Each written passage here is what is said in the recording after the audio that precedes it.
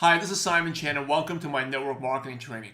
Members of my coaching mastermind groups can ask me questions on a weekly basis. And today's question comes from Michelle out in Melbourne, Australia. And Michelle says, "Hey Simon, thank you for answering my last question. Here's another one. There's a problem used to bother me. When I first joined my business, I approached some of my church friends and I did successfully invite them to presentation. However, when they get to know the business, they always say no to me by saying that God has prepared everything for us, including food. We don't need nutritional supplements. Michelle, I'm not sure if it's good for you, but I think as a student, you should concentrate on study first. If you think it's good for you, you can always do it after you graduate. There are other people doing network marketing in church, but I don't like it, etc. I was always confident about networking in our business, so I didn't think of giving up regardless rejections of church friends at that time. However, I didn't prospect my church friends afterwards. Some of my uplines said church and network marketing should be separate with each other, while some uplines said it was the same as non-believer. Christians need nutritional supplements and better lifestyle. So Simon, do you have a similar experience as me before, and how did you respond? And how can you give me some advices before I think of approaching my church friends again? That's a very good question, Michelle. Very sensitive. I think Howard actually replied a lot about having boundaries, being close communication with the church leader, the pastor. I think that's definitely helpful. For me, it's always been a sensitive thing because I know there are people who go to church to prospect, and that totally turns me away, and I'm almost disgusted by that, right? Because church for me is your time with God and spirituality. It's not for prospecting. Now, at the same time, if you believe in your product and your company, you should help people. You definitely should share it, right? You should share it and not hold it back. Like a good example is at work. I mean, work is for work, right? But you can share the gospel, right? And now, whether the people accept it or not is another thing. But if you really believe it's good, and you should share it. So with church too, I share my opportunity with others. I let people know about it. But it's like, qualifying them, right? Finding out whether it's appropriate for them or not. And from your answer, a lot of it is not appropriate. The timing is not right. And I think as long as you are not pushy, not adamant, right? And you respect that, and they will respect you for it.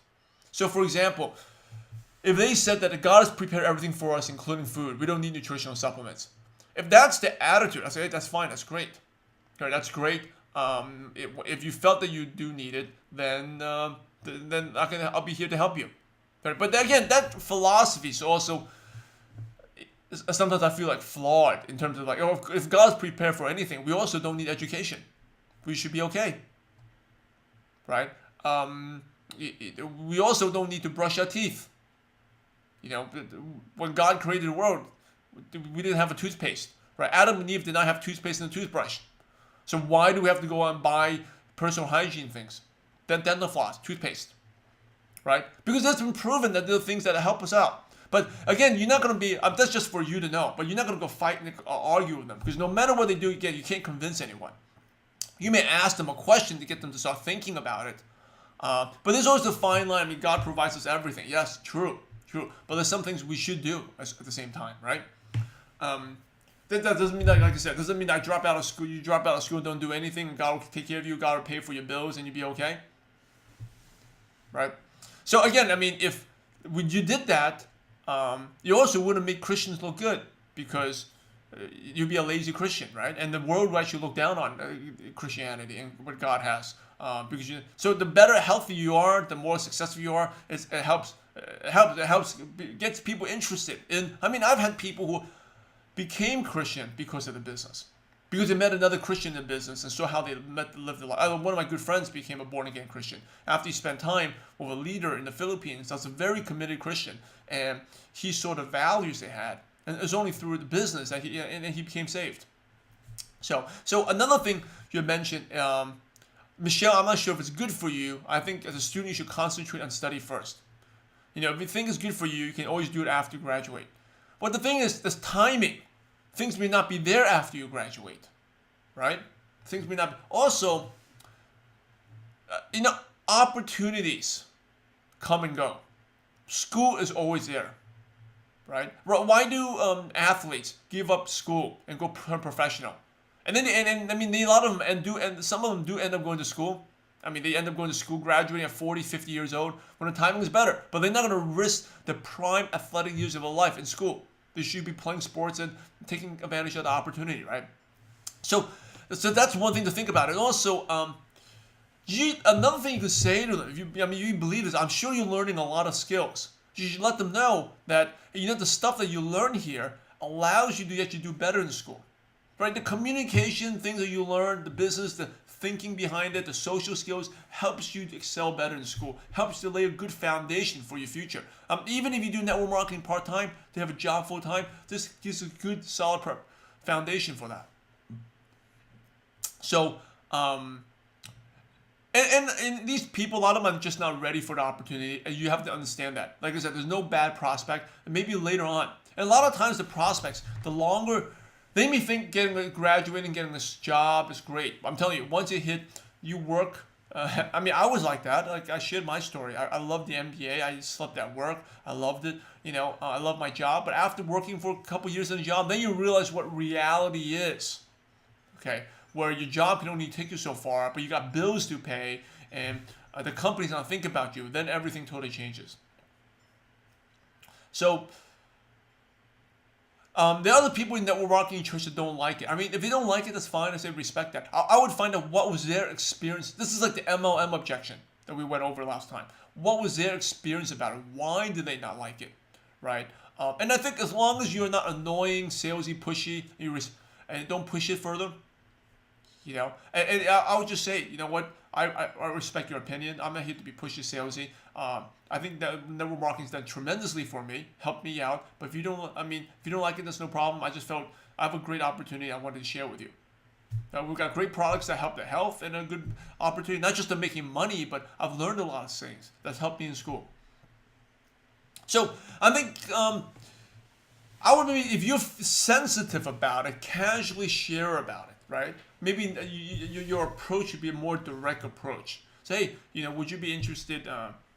Like I said, church is most important, and I don't want to feel that I'm taking advantage using the church for other reasons. And my spirituality, my relationships with God is most important. But would you be interested to learn something that I'm doing that I'm very excited about? And I believe God's purpose is to help others.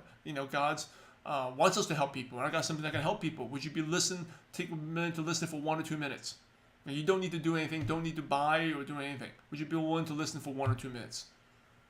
Or maybe like for 15, 20 minutes, right? And set up a quick presentation. So that was what I would do. If you feel, like I said, I would use a softer approach. And like I said, it's just like, spreading God's word. You let everyone know. Some people will accept, most people will reject. But the ones who reject, they know maybe later on they will come accept later on. And it's the same thing. You let people know, maybe later on they will buy the products, they'll be interested.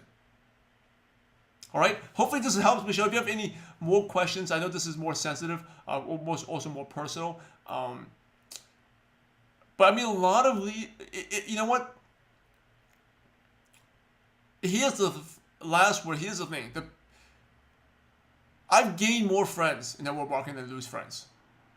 Okay. There are some friends I don't connect well anymore because it doesn't matter. We think differently, regardless of network marketing or anything. We think differently, right? So we just casual acquaintances. We keep in touch once in a while, but we don't spend time with each other because I've changed, right? But I've gained a lot of friends in network marketing, and also you have a sincere desire to help people, right? And so your pressure should be for you to help people. When you help people, they're very grateful. All the leaders I've helped, they're very grateful. I've done something good for them. There's never been bad. And your intention is to really help people, and I'm talking about really sincere desire. Stop thinking about your paycheck, whatever. Just go out there, help, spread, and be passionate about it. And when you do help people, people will love you and really appreciate for you.